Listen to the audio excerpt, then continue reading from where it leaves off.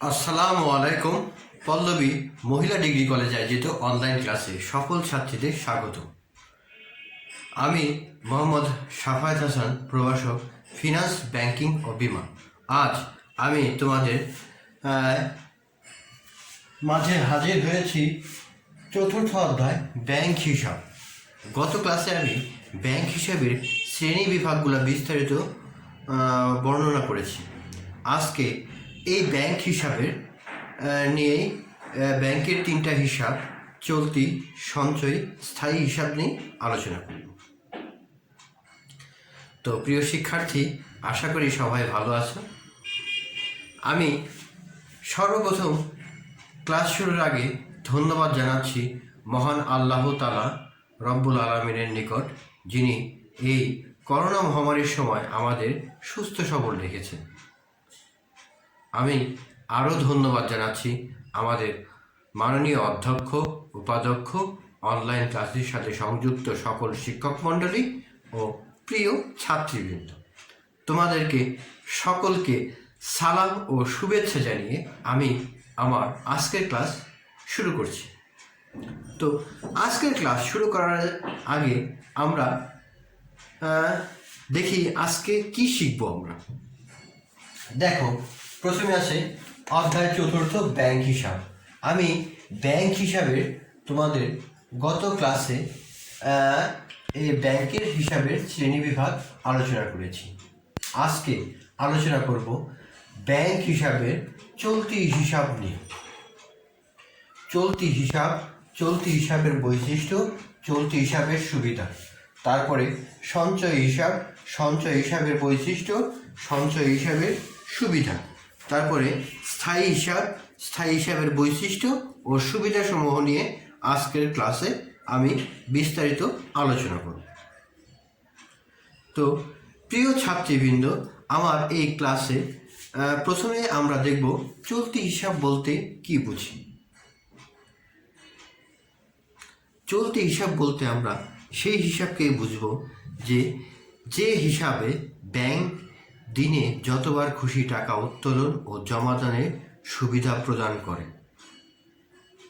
আরেকবার মনে রাখো, যে হিসাবে ব্যাংক দিনে যতবার খুশি টাকা উত্তোলন ও জমাদানের সুবিধা প্রদান করে তাকেই চলতি হিসাব বলব।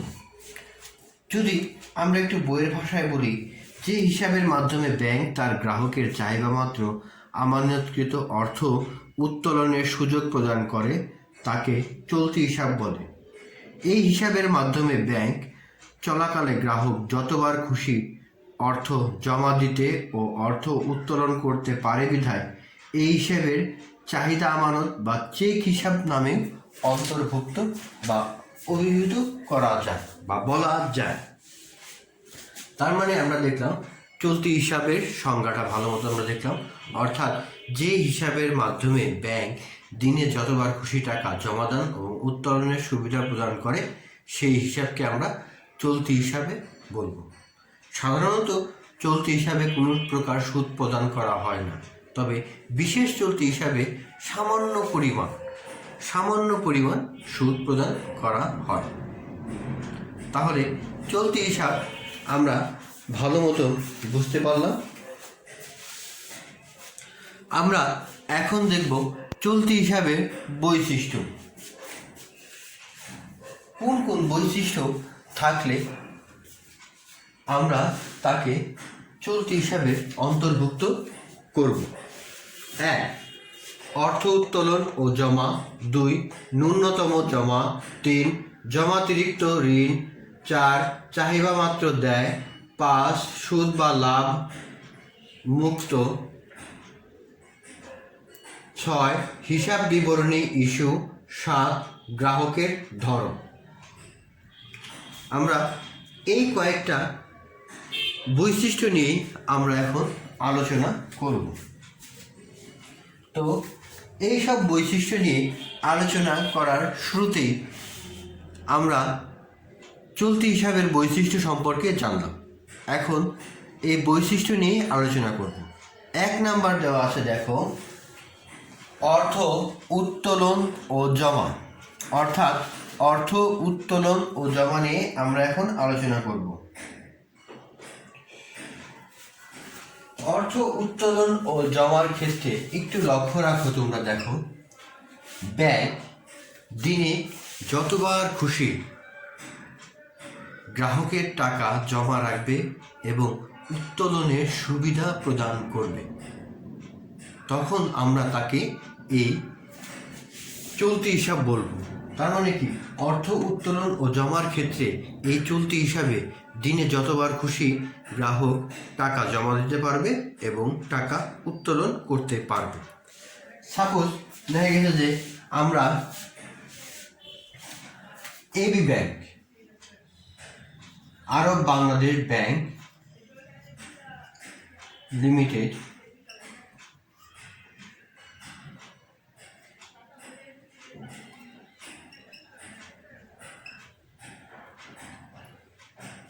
মনে করো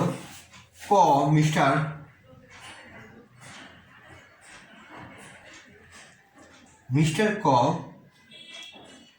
এর গ্রাহক, এই ব্যাংকের গ্রাহক। এখন মিস্টার ক চলতি হিসাবধারী।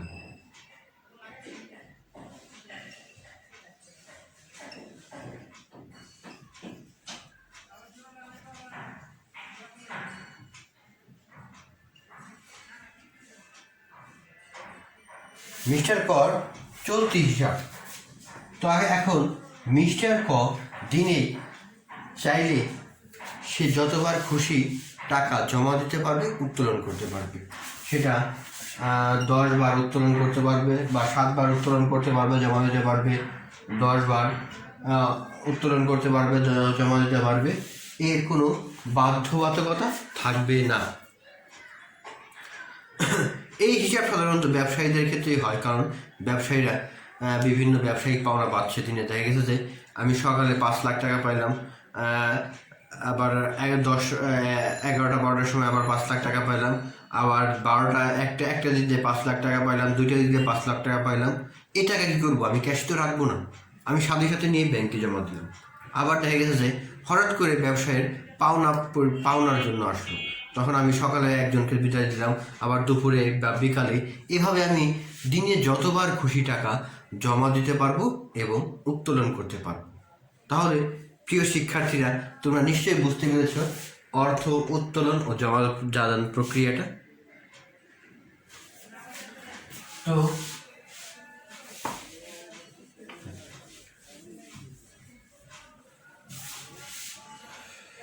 2 নাম্বার আছে ন্যূনতম জমা। ন্যূনতম হলো সর্বনিম্ন জমা। আমরা ন্যূনতম জমা বলতে সর্বনিম্ন জমা। দেখা গেছে ন্যূনতম জমার ক্ষেত্রে আমাদের কেন্দ্রীয় ব্যাংক অর্থাৎ বাংলাদেশ ব্যাংক যে নমুনা বা যে সার্কুলার দিয়েছে তাতে ন্যূনতম কোনো জমার সীমা নেই। সাধারণত ব্যাংকগুলা 1000 থেকে 5000 টাকা অথবা অনেক ব্যাংক 10,000 টাকার বিনিময়ে এই হিসাব খুলতে পারে। অর্থাৎ প্রত্যেকটা ব্যাংক তাদের ন্যূনতম জমাগুলো নির্ধারণ করে নিজস্ব পদ্ধতিতে, কিন্তু বাংলাদেশ ব্যাংক এইসব ব্যাপারে কোনো দিক নির্দেশনা প্রদান করেনি। তবে ব্যাংকগুলো সাধারণত 1000 থেকে শুরু করে 10,000 টাকা পর্যন্ত, আরও অন্যান্য ব্যাংকে বা মাল্টি ন্যাশনাল ব্যাংকগুলোতে আরও বেশি টাকা লাগে এই টাকা ন্যূনতম জমার পরিমাণ রাখতে। তারপর দেখো জমাতিরিক্ত ঋণ।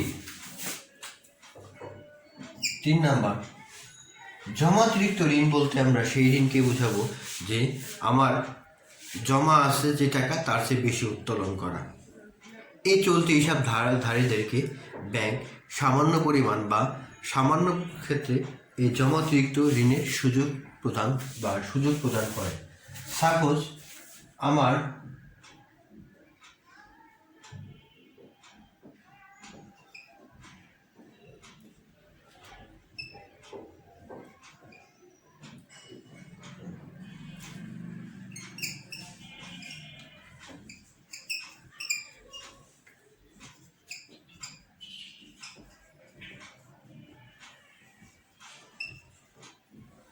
সাপোজ মনে রাখো ইসলামী ব্যাংক বাংলাদেশ লিমিটেডে আমার একটা চলতি হিসাব আছে।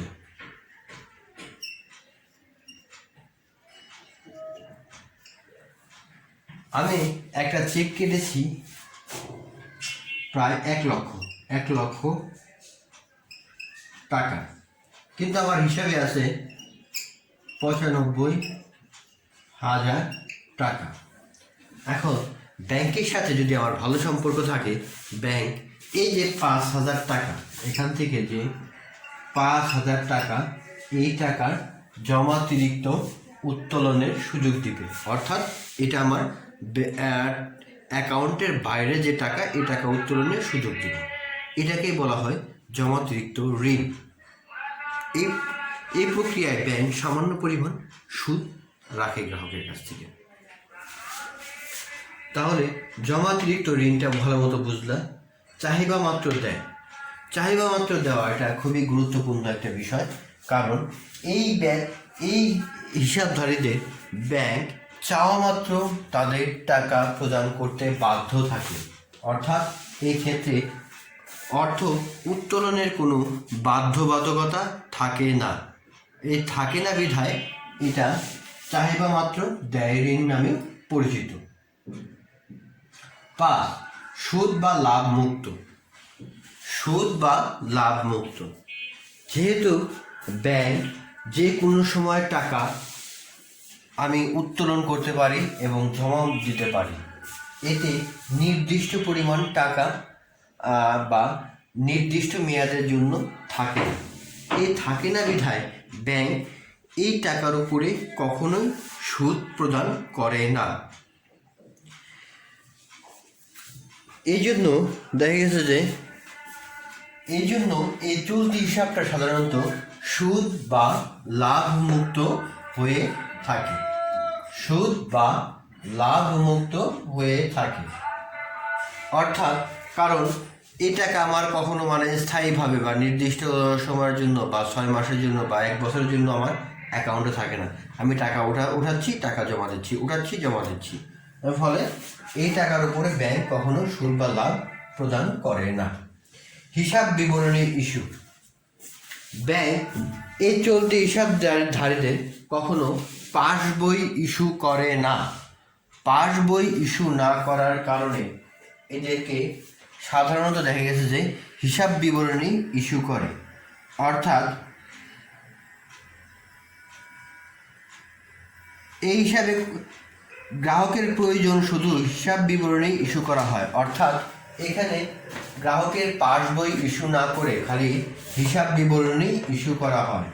গ্রাহকের ধরন, কোন কোন ধরনের গ্রাহক এখানে বা এই হিসাব বা ব্যাংকে এই হিসাব খুলতে পারে? সাধারণত ব্যবসায়ীরা এবং প্রতিষ্ঠানের নামে যে হিসাব থাকে তাই সাধারণত চলতি হিসাবের অন্তর্ভুক্ত হয়ে থাকে। অর্থাৎ সাধারণত দেখা গেছে যে ব্যবসায়ীরা প্রচুর লেনদেনের প্রয়োজন হয়, এই ব্যবসায়ীরা এই প্রচুর লেনদেন করতে পারে এবং প্রতিষ্ঠানের নামে যেমন যৌথ মূলধন কোম্পানি তার নিজের নামে অ্যাকাউন্ট খুলতে পারে। এই অ্যাকাউন্টগুলো সাধারণত এই চলতি হিসাবধারী বা চলতি হিসাব হয়ে থাকে।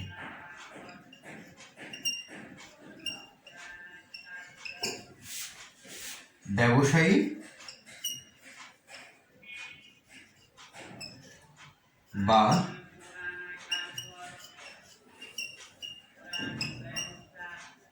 প্রতিষ্ঠানের নামের হিসাব।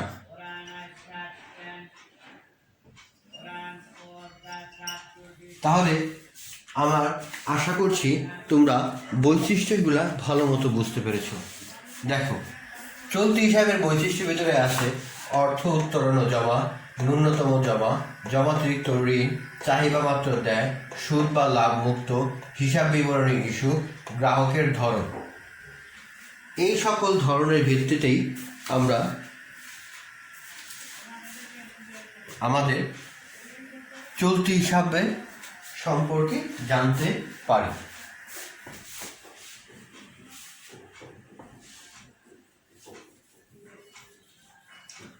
আমরা এখন প্রিয় শিক্ষার্থীরা চলতি হিসাবের সুবিধা সম্পর্কে আমরা জানব। চলতি হিসাবের সুবিধা অর্থাৎ কোন কোন সুবিধা আমরা এই চলতি হিসাব থেকে পাব সেসব বিষয়ে আমরা এখন আলোচনা করব। 1 নম্বর আছে দেখো অর্থ উত্তোলন ও জমা, 2 ঋণ সুবিধা, 3 ব্যাংকিং সেবা সুবিধা। এই 3টা সুবিধা সম্পর্কে নিয়ে আমরা আলোচনা করব।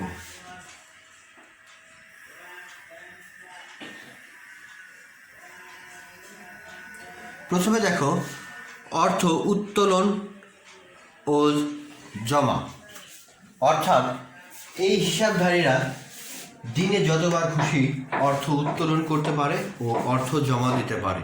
এটাও একটা কিন্তু সুবিধা। অন্যান্য হিসাবধারীরা বাধ্যবাধকতা আছে, চলতি এবং স্থায়ী হিসাবধারীদের বাধ্যবাধকতা আছে, চাইলেই টাকা উত্তোলন করতে পারে না। 2 ঋণ সুবিধা, অর্থাৎ এইসব হিসাবধারীদের ব্যাংক জমাতিরিক্ত ঋণ ও অন্যান্য যে সকল ঋণ আছে সেই সকলের ঋণের সুবিধা প্রদান করে থাকে। অর্থাৎ ব্যবসায়ীদের তাদের ব্যবসায়ী ঋণ, তারপরে এলসি ঋণ বা প্রভৃতি যে সকল ঋণ আছে, জমাতি নগদ ঋণ, তারপরে ঘূর্ণায়মান ঋণ, এই সকল ঋণের সুবিধা প্রদান করে থাকে কে? এই চলতি হিসাবধারীদের।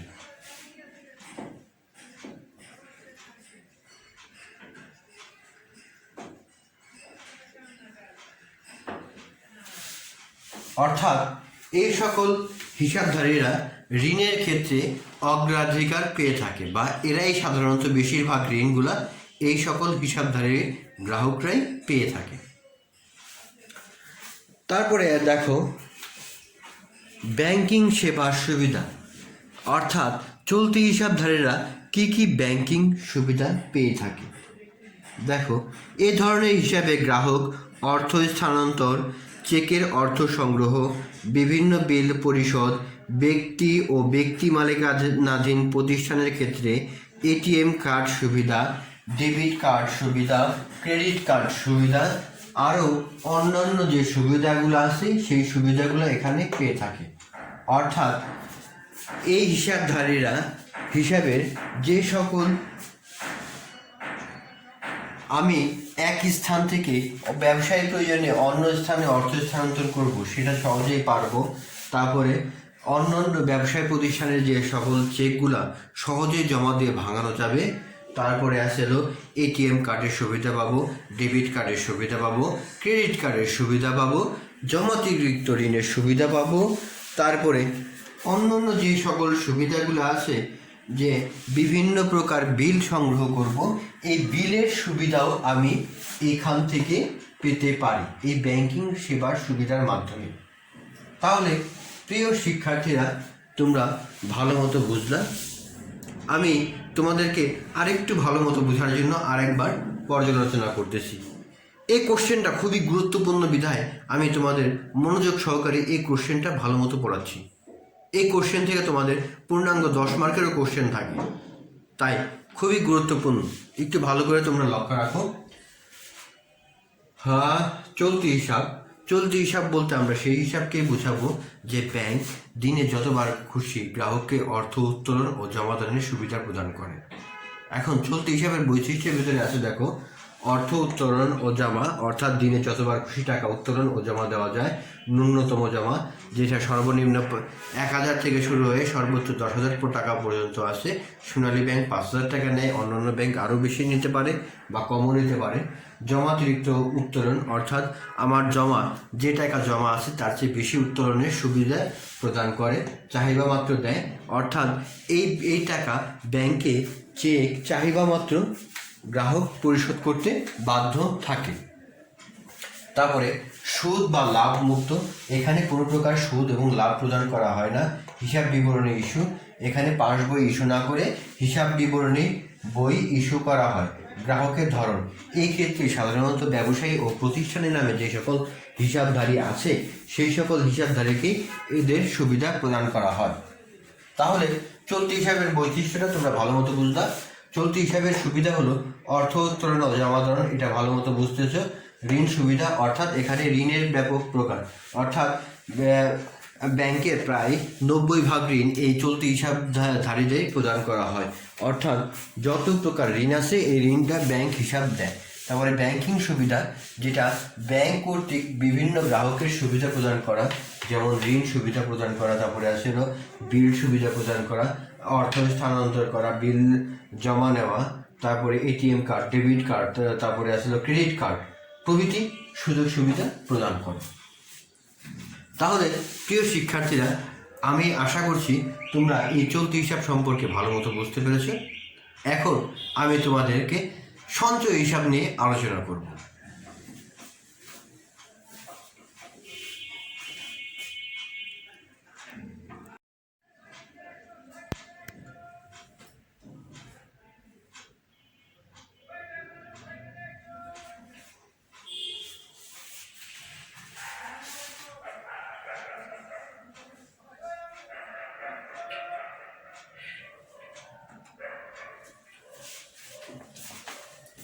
প্রিয় শিক্ষার্থী, আমরা এখন সঞ্চয় হিসাব সম্পর্কে জানব। সর্বপ্রথম সঞ্চয় হিসাব সম্পর্কে জানতে হলে সঞ্চয় হিসাবের সংজ্ঞাটা আমরা একটু আগে জানব। সাধারণত সঞ্চয় হিসাব বলতে আমরা সেই হিসাবকে বুঝব যে হিসাব সঞ্চয়ের পাশাপাশি ব্যাংকের মাধ্যমে লেনদেনের উদ্দেশ্য নিয়ে গ্রাহক ব্যাংকে যে হিসাব খোলে তাকে সঞ্চয় হিসাব বলে। এই সব হিসাবে আমানতকারী দিনে যতবার খুশি টাকা জমা দিতে পারলেও কিছু বাধ্যবাধকতা ভিতর থেকে টাকা উত্তোলন করে।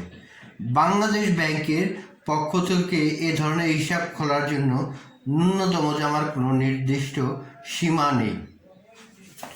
অর্থাৎ এই সঞ্চয় হিসাব বলতে আমরা সেই হিসাবকে এতে বুঝাবো যে হিসাবে দিনে যতবার খুশি টাকা জমা দেওয়া যায়, কিন্তু উত্তোলনের ক্ষেত্রে সপ্তাহে 2 দিন বা এর বাধ্যবাধকতা থাকে, তাকে এই সঞ্চয় হিসাব বলে। তাহলে সঞ্চয় হিসাব সম্পর্কে আমরা বুঝলাম। অর্থাৎ সঞ্চয় হিসাব খোলার ক্ষেত্রে ব্যাংক এরকম কোনো নির্দেশনা বা কোনো বাধ্যবাধকতা নেই। অর্থাৎ একজন লোক চাইলে 500 টাকা, 1000 টাকা এবং 5000 টাকা দিয়ে এই হিসাব খুলতে পারে। অর্থাৎ মানুষ সঞ্চয়ের উদ্দেশ্য নিয়েই সাধারণত এই হিসাব খুলে। সাধারণত চাকরিজীবী বা পেনশনভোগী বা স্বল্প আয়ের যে সকল মানুষজন আছে, সেই মানুষজনই এই সঞ্চয় হিসাবের মূল গ্রাহক। অর্থাৎ এই সকল মানুষগুলোই ব্যাংকে সাধারণত এই হিসাব খুলে থাকে। আমরা এখন সঞ্চয় হিসাব সম্পর্কে ভালো মতো জানলাম। এখন সঞ্চয় হিসাব থেকে জানার পরে আমরা সঞ্চয় হিসাবের যে বৈশিষ্ট্যগুলো আছে সেই বৈশিষ্ট্যগুলো নিয়ে আলোচনা করব। 1. প্রাথমিক জমা। 2. অর্থ উত্তোলন। 3. অগ্রিম বিজ্ঞপ্তি। 4. সুদ বা লাভ প্রদান। 5. গ্রাহকের ধরন। এই কয়েকটা বিষয় নিয়ে এখন আমি আলোচনা করব তোমাদের সাথে। এইখান থেকেও তোমাদেরকে এইচএসসি 10 মার্কের কোশ্চেন আসতে পারে। তাই এইটাও পড়া বা এই সঞ্চয় হিসাবটা পড়া জানা তোমাদের জন্য খুবই গুরুত্বপূর্ণ। 1 নাম্বার দেখো, সঞ্চয় হিসাবের বৈশিষ্ট্য। প্রাথমিক জমা, অর্থাৎ কত টাকা জমা দিয়ে আমি এই হিসাব খুলব। বাংলাদেশ ব্যাংকের সার্কুলারে এরকম কোনো দিক নির্দেশনা নেই। গ্রাম অঞ্চলে বা কৃষি ব্যাংকে অনেক সময় 100 টাকা দিয়েও এই হিসাব খোলা যায়। অর্থাৎ সাধারণত 500 টাকা বা 1000 টাকা দিয়েই আমি চাইলেই এই হিসাব খুলতে পারব। অর্থাৎ এই হিসাব খোলার জন্য তুলনামূলক স্বল্প পরিমাণ অর্থ প্রাথমিক জমা হিসেবে দিতে হয়। বাংলাদেশ ব্যাংকে এক্ষেত্রে কোনো নির্দেশনা নেই, তবে বিভিন্ন ব্যাংকের ক্ষেত্র বিশেষে বা প্রকারভেদে বিভিন্ন ব্যাংক তারা 500 টাকা, 1000 টাকা, 5000 টাকা দিয়ে এই হিসাব খোলা যায়। তবে বাংলাদেশ ব্যাংকের একটা সার্কুলার আছে, গ্রাম অঞ্চলে 10 টাকা দিয়ে এই হিসাব খুলতে পারবে। কারা খুলতে পারবে? কৃষক, প্রতিবন্ধী কৃষক, প্রতিবন্ধী ও দুস্থরা সাধারণত এই টাকা দিয়ে বা এই পরিমাণ টাকা দিয়েই এরা হিসাব খুলতে পারবে। তাই এটা খুবই গুরুত্বপূর্ণ একটা বিষয়।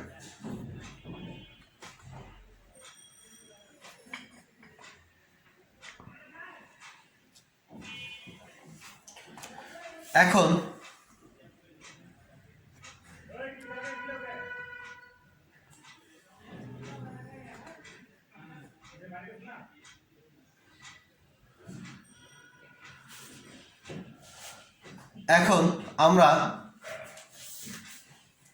প্রাথমিক ধারণা সম্পর্কে জানলাম। এখন অর্থ উত্তোলন, অর্থাৎ দিনে কতবার আমরা অর্থ উত্তোলন করতে পারবো সেই সম্পর্কে এখন জানব।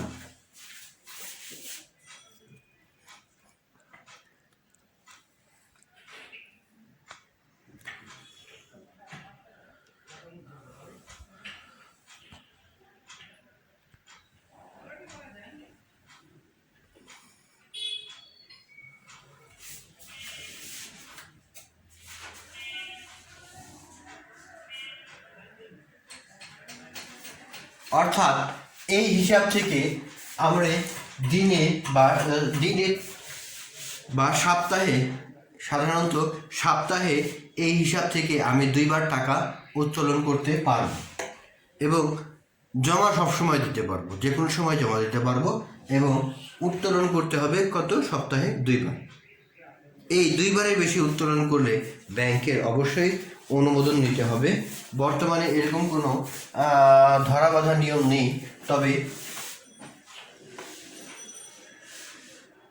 তবে উত্তোলনটা সপ্তাহে 2 দিনের বেশি করলে ব্যাংক জমা টাকার উপরে সুদ প্রদানের অস্বীকৃতি জানাতে পারে। তাই এই সঞ্চয় হিসাবের ক্ষেত্রে উত্তোলনে বাধ্যবাধকতা থাকার কারণে মানুষ সঞ্চয়ের প্রতি আগ্রহ হয়। অগ্রিম বিজ্ঞপ্তি, দেখা গেছে যে সঞ্চয় হিসাবের ক্ষেত্রে 20,000 টাকার উপরে উঠালে কিছু অগ্রিম টাকা বা কিছু অগ্রিম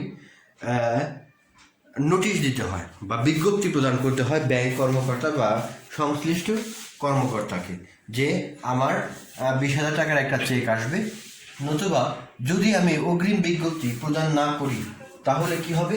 আমার টাকা সুদ প্রদান করবে না। তাই অগ্রিম বিজ্ঞপ্তিটা খুবই গুরুত্বপূর্ণ একটা বিষয়। তারপরে সুদ বা লাভ প্রদান একটা খুব গুরুত্বপূর্ণ বিষয়, কারণ বাণিজ্যিক ব্যাংকগুলা এই সঞ্চয় হিসাবে সুদ এবং লাভ প্রদান করে থাকে। এই সুদ এবং লাভ প্রদানের মাধ্যমে মানুষ সঞ্চয় হিসেবে আগ্রহী হয়। অর্থাৎ সুদ এবং লাভের মাধ্যমে মানুষ সঞ্চয়ে টাকা খাটাতে পারে।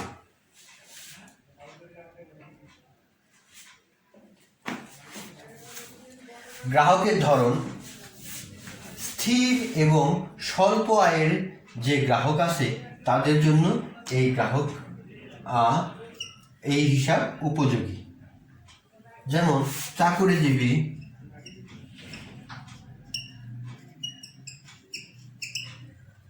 ছাত্র,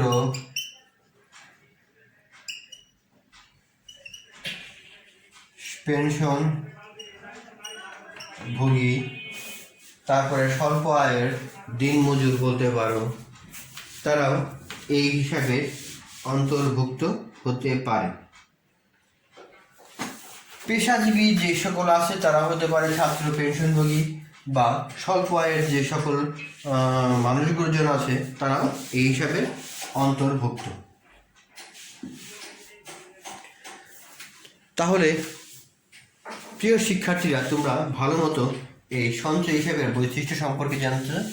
এখন দেখো সঞ্চয় হিসাবের সুবিধা, অর্থাৎ এখন আমি আলোচনা করব সঞ্চয় হিসাবের সুবিধা নিয়ে, অর্থাৎ কোন কোন সুবিধা থাকলে আমরা তাকে সঞ্চয় হিসাব থেকে কি কি সুবিধা আমরা পেতে পারি। দেখো, সঞ্চয় হিসাবের সুবিধা আছে হিসাব খোলার সুবিধা, সঞ্চয়ের প্রবণতা বৃদ্ধি, মূলধন গঠন, সুদ লাভ প্রাপ্তি, নিরাপত্তা বোধ সৃষ্টি, ব্যাংকিং সুবিধা। এই সকল সুবিধা থাকলে আমরা তাকে সঞ্চয়ী হিসাব বলব। অর্থাৎ এই কয়েকটা সুবিধা আমি যখন পাবো তখনই আমি তাকে সঞ্চয় হিসাব বলবো। এক নম্বর দেখো, হিসাব খোলার সুবিধা।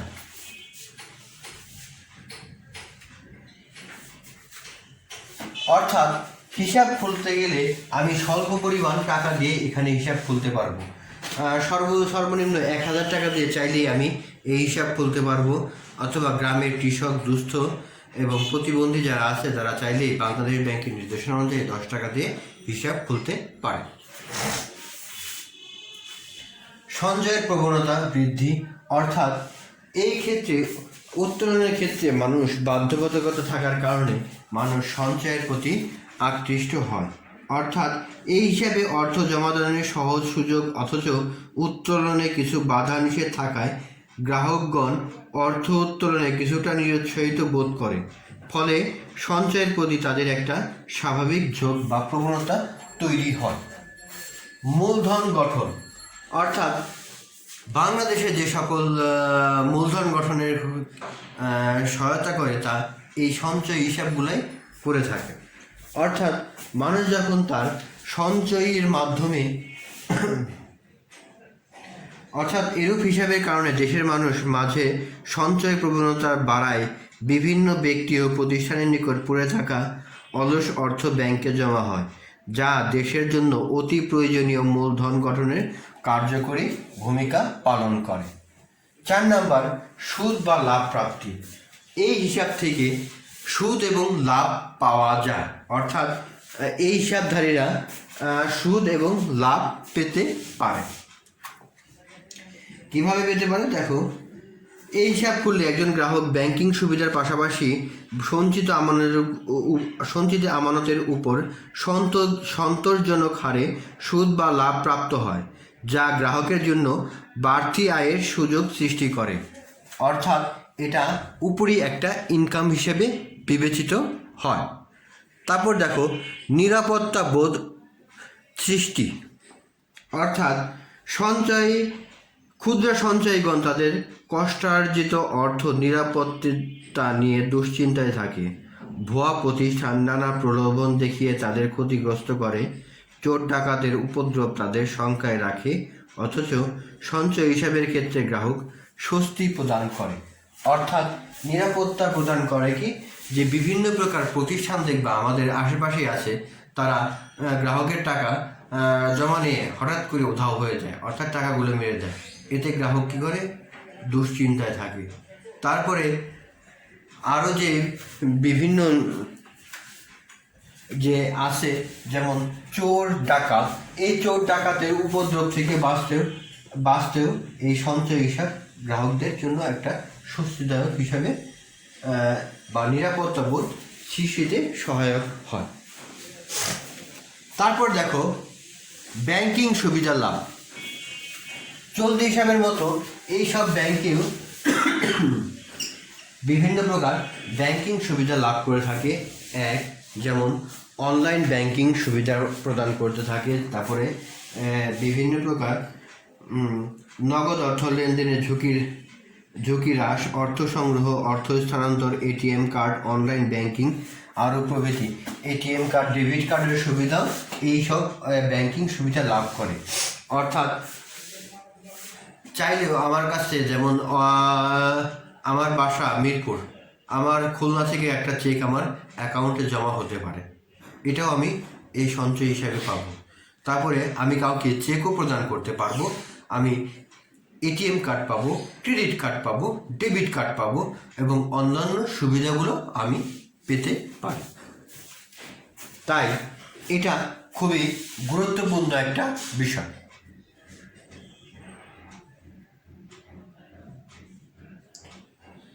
তো প্রিয় শিক্ষার্থীরা, আশা করি ভালো মতো বুঝতে পেরেছো। আমি আরেকবার তোমাদের বুঝিয়ে দিচ্ছি।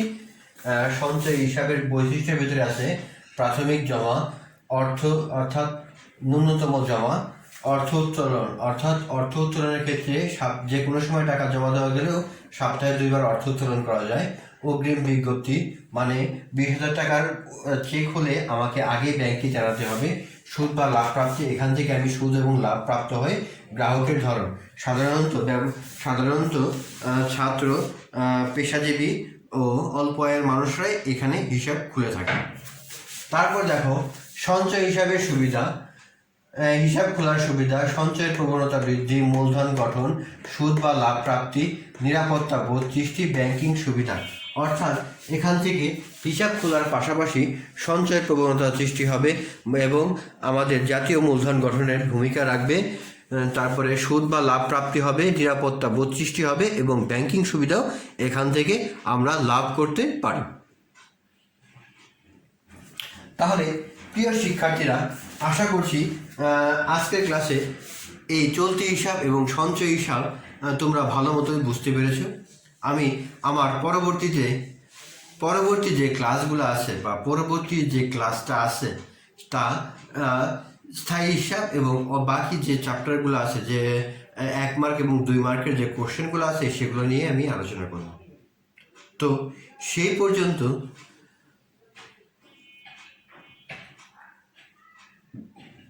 পর্যন্ত আলোচনার আশা রেখে আমি আজকের মতো বিদায় নিচ্ছি। আমি সর্বশেষে মহান আল্লাহ তাআলা রব্বুল আলামিনের কাছে অশেষ শুকরিয়া আদায় করতেছি, লাখো লাখি শুকরিয়া আদায় করতেছি যে তিনি আমাদের এই করোনা মহামারীর সময় আমাদেরকে সুস্থ সবল রেখেছেন।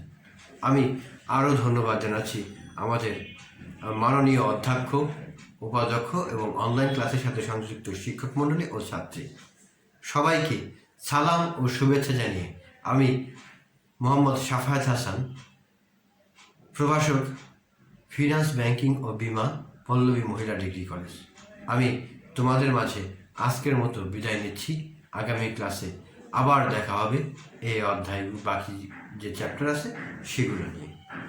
সেই পর্যন্ত ভালো এবং সুস্থ থাকো এই আশা করি, এই কামনা করি। সবাই ভালো থেকো, সুস্থ থেকো। আল্লাহ হাফেজ।